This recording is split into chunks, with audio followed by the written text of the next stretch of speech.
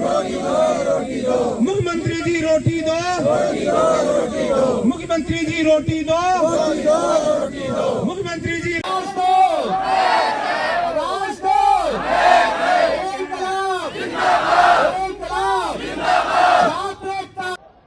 ये बैनर नीचे कर दो, नहीं तो हमेशा के लिए ऐसे बेरोजगार रह जाओगे।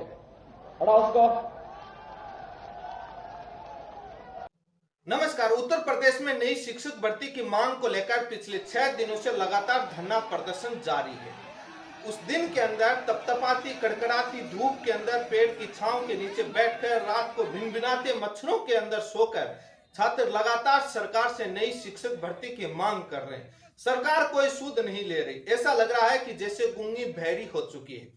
आयोग प्रशासन और पुलिस को पत्र लिख रहा है कि हमने छात्रों को समझा दिया, मान नहीं रहे, इस आंदोलन को खत्म करवाने में हमारा सहयोग कीजिए। अच्छा होता, कितना अच्छा कदम होता, आयोग मुख्यमंत्री और चीफ सेक्रेटरी और प्रशासन को पत्र लिखता कि ये छात्रों की मांग है, आप विज्ञप्ति भेज दीजिए, हम विज्ञप्ति इनको लिखित आश्वासन दे देंगे और विज्ञप्ति जारी करने का पूरा कैलेंडर जारी कर देंगे ताकि आंदोलन धरना प्रदर्शन भी खत्म हो जाएगा। लेकिन सरकार इस आंदोलन को खत्म करने के लिए अपनी पूरी ताकत लगाएगी। धीरे धीरे जैसे आंदोलन जोर पकड़ेगा, जैसे जैसे सरकार सोशल मीडिया पर मांग बढ़ने लगेगी सरकार से, सरकार इस आंदोलन को खत्म करने की पूरी कोशिश करेगी।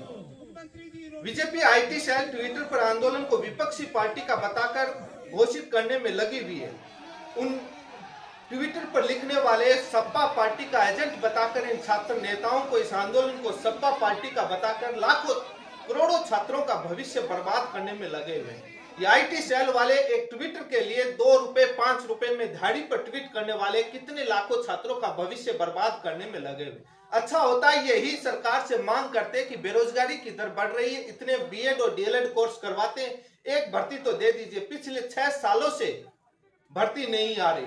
कितने ही तो वो होंगे जो बीएड डीएलएड कर चुके हैं लेकिन इस आस को छोड़ दिया और उस आईटी सेल के अंदर शामिल हैं और दिन के 200 400 500 रुपए ट्वीट करने के मिल जाते हैं। मुझे नहीं पता ये सही क्या है, सोशल मीडिया पर लोग लिख रहे हैं ऐसी बातें। दुर्भाग्य और पीड़ा कितनी है जब किसी आंदोलन को किसी पार्टी का बता करके और उस आंदोलन को खत्म करवाने की साजिश की जाए। जब इस देश में जब भी आंदोलन होता है किसी प्रदेश में, तमाम सत्ता पार्टीधारी विपक्ष का आंदोलन बताने की कोशिश करती हैं। इतिहास उठाकर देखेंगे तो किसान आंदोलन हुआ तो उसको खालिस्तान बताकर कांग्रेस का आंदोलन बताने में कोई कमी नहीं छोड़ी थी। जो भी आंदोलन होता है उसको विपक्ष से जोड़ दिया जाता है, चाहे किसी भी राज्य का इतिहास उठाकर देख सकते हैं। लेकिन इस गर्मी के अंदर जो ये विपक्ष का आंदोलन बताने में सपा पार्टी का इन छात्रों को एजेंट बताकर किसी विशेष जाति से जोड़कर इसको जो जहर घोला जा रहा है, उनसे निवेदन है कि एक बार उन भिनभिनाते मच्छरों के अंदर, उस कड़कड़ाती धूप के अंदर एक दिन उस धरना प्रदर्शन का हिस्सा बनकर देखें, पता लग जाए। इन छात्रों को कोई शौक नहीं है धरना प्रदर्शन आंदोलन का। जब ये आईटी सेल के द्वारा इस धरना प्रदर्शन को किसी पार्टी का बताने की कोशिश की जा रही है, तब इन छात्र नेताओं ने, इन छात्रों ने जवाब दिया कि आप भर्ती का विज्ञापन जारी करवा दीजिए, हम तो आज ही उठ जाएंगे। लेकिन विज्ञापन तो जारी होने की, करने की बात ही नहीं करता कोई। कुछ फोटोज वायरल हो रही है जिसमें छात्र नेताओं की पैंट किस प्रकार से फटी हुई है। ये बताता है कि बेरोजगारों की क्या दुर्दशा हो चुकी है, बेरोजगारों के क्या हालात हैं। इस पीड़ा को आखिर कौन समझेगा। अखिलेश यादव, उत्तर प्रदेश के पूर्व मुख्यमंत्री, सपा पार्टी के सुप्रीमो ने इस आंदोलन को लेकर के जब ट्वीट किया तब बीजेपी के आईटी सेल इसको विपक्ष का और सपा पार्टी का आंदोलन और एजेंट बताने में घोषित करने लगी हुई थी। तब उस समय अखिलेश यादव ने भी जवाब दिया। जब सरकार तानाशाही हो जाती है, किसी मांग को नहीं सुनती है, तो छात्र कहां जाएंगे। किसी भी इतिहास के आंदोलन को उठाकर देख लीजिए, जब सत्ता पार्टी नहीं सुनती है, सरकार नहीं सुनती है, तो आंदोलन करने वाले, प्रदर्शन करने वाले लोग विपक्ष के पास ही जाते हैं। और विपक्ष की ड्यूटी भी होती है कि प्रदेश में जो भी धरना प्रदर्शन, जो मांग चल रही होती है, उन जायज मांगों को सरकार के समक्ष रखा जाए। सरकार पर दबाव बनाने का तरीका ये, विपक्ष अपनी ड्यूटी निभा रहा है, और छात्र जाएंगे कहां जब उनको गिरफ्तारी होती है, सरकार तानाशाही करती है, लाठी चार्ज करती है, उनकी मांग नहीं सुनती है धरना प्रदर्शन को लेकर के, तब वो विपक्ष के पास ही तो जाएंगे कि आप तो कम से कम हमारी मांग उठाइए ताकि सरकार पर कुछ दबाव बने, हमको कुछ मिल जाए, राहत मिल जाए, नौकरी मिल जाए। लेकिन सरकार भर्ती का विज्ञापन जारी ना करके इस आंदोलन को, धरना प्रदर्शन को कुचलने की पूरी कोशिश करेगी। बीजेपी पार्टी जब शासन में थी 69,000 शिक्षकों की भर्ती निकाली थी। जब कोई सरकार कोर्ट में किसी मामले में उलझती हुई नजर आती है, पक्ष कमजोर नजर आता है, तब कोर्ट में यह हलफनामा दे देते हैं, कह देते हैं कि हम छात्रों को और मौका देंगे, भर्तियां निकालेंगे, सीटें खाली पड़ी हैं, आप इस केस को डिसाइड कर दीजिए, ज्वाइनिंग देने दीजिए। ऐसा ही 69,000 शिक्षक भर्ती का जब सुप्रीम कोर्ट में केस चल रहा था, उस समय उत्तर प्रदेश की सरकार ने यह हलफनामा दिया था कि 51,000 से ज्यादा सीटें खाली हैं, शिक्षा मित्रों को और मौका देंगे, छात्रों को और मौका दे देंगे, आप इसकी ज्वाइनिंग होने दीजिए, भर्तियां और आएंगी। लेकिन सरकार को मालूम है वहां पर बचकर निकल लिए। क्या कोर्ट को गुमराह नहीं किया? पता नहीं, अवमानना होगी नहीं। इसी प्रकार से उत्तर प्रदेश सरकार में निकली हुई 68,000 से ज्यादा पदों की भर्ती, जो 69,000 से पहले, उसमें लगभग 27,000 से ज्यादा पद खाली रह गए।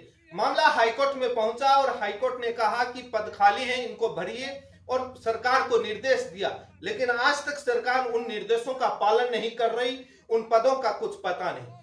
जब उस सरकार 2020 के अंदर सुप्रीम कोर्ट में हलफनामे में कहती है कि 51,000 से पद खाली हैं, तो आज 2025 आ गया, तब तक लगभग 1 लाख से ज्यादा पद खाली होने चाहिए थे।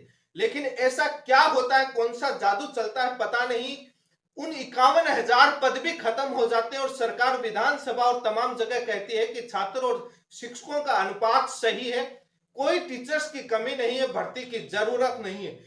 क्या इतने साल में कोई रिटायरमेंट नहीं हुआ? क्या पद खाली नहीं हुए? क्या स्कूलों का एकीकरण, मर्जीकरण करके, उनको बंद करके, क्या ये पद खत्म नहीं कर दिए? वैसे देखा जाए तो 51,000 पद उस समय खाली थे। आज कितने पद खाली होने चाहिए, बढ़ने चाहिए थे, भर्ती आनी चाहिए थी, लेकिन सरकार तो कह रही है हमारे पास पद खाली नहीं है, पर्याप्त मात्रा में है। 2020 के अंदर आप सुप्रीम कोर्ट का फैसला पैराग्राफ नंबर 67 और paragraph number 34 Ramsharan Maurya versus state of UP का जब आप सुप्रीम कोर्ट का फैसला पढ़ेंगे तो उसमें साफ साफ सरकार कहती है, जब शिक्षा मित्रों का मुद्दा और तमाम मुद्दे होते हैं कि हम नई भर्ती के अंदर इनको मौका दे देंगे, लिखित में कहती है, कोर्ट उनके स्टेटमेंट को रिकॉर्ड करता है और पद खाली बताते हैं, लेकिन कुछ भी नहीं हो रहा, पद खत्म ही कर दिए। जब एक प्रदेश का मुख्यमंत्री अपने मन से ये कहे कि ये बैनर नीचे कर लो, नहीं तो हमेशा के लिए बेरोजगार रह जाओगे, ऐसे नमूनों को पहले ही बाहर कर दिया करो। लोकसभा प्रभारी प्रेम सिंह शेर जी, ये बैनर नीचे कर दो, नहीं तो हमेशा के लिए ऐसे बेरोजगार रह जाओगे। हटाओ उसको।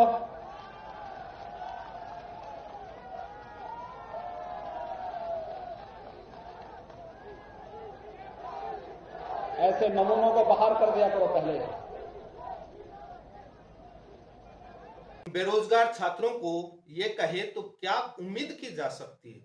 ये उत्तर प्रदेश के मुख्यमंत्री योगी आदित्यनाथ जी उस समय जब लोकसभा चुनाव चल रहा था पीछे वाला, उस समय किसी रैली का आयोजन हो रहा था, उस समय मंच से ये भाषण दे रहे थे। उस समय कुछ बेरोजगार छात्र अपनी मांगों को लेकर, भर्ती की मांग को लेकर बैनर दिखा रहे थे।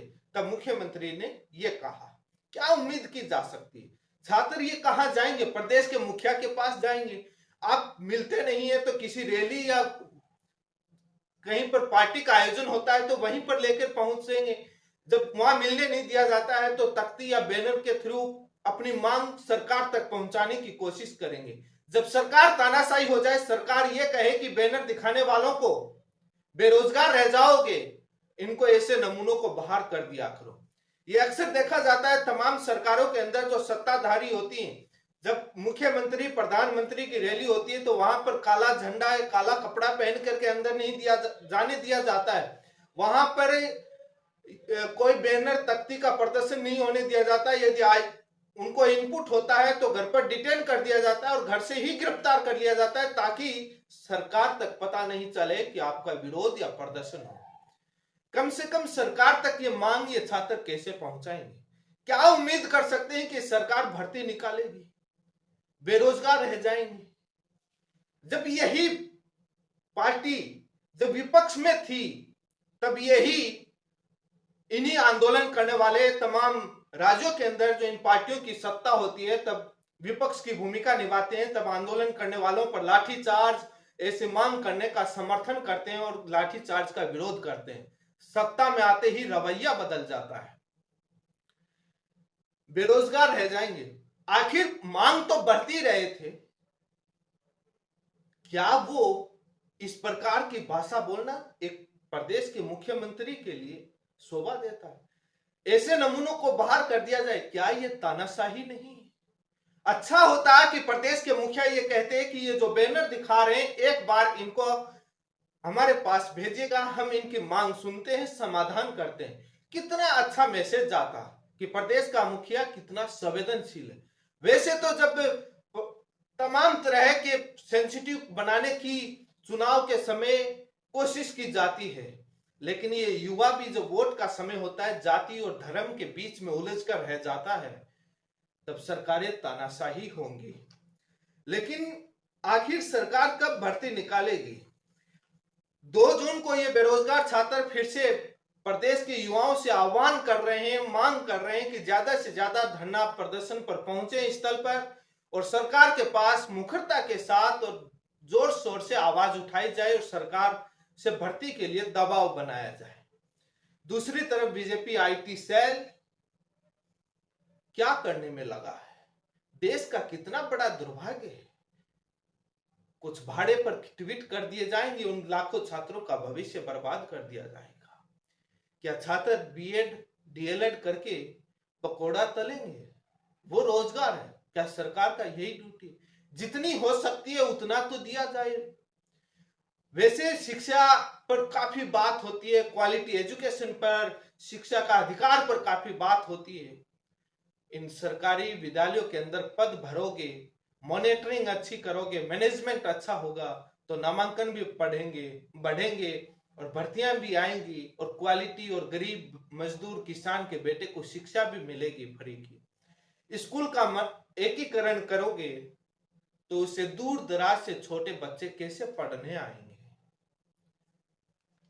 लेकिन आखिर सरकार इतनी तानाशाही, कोई सूद नहीं ले रही।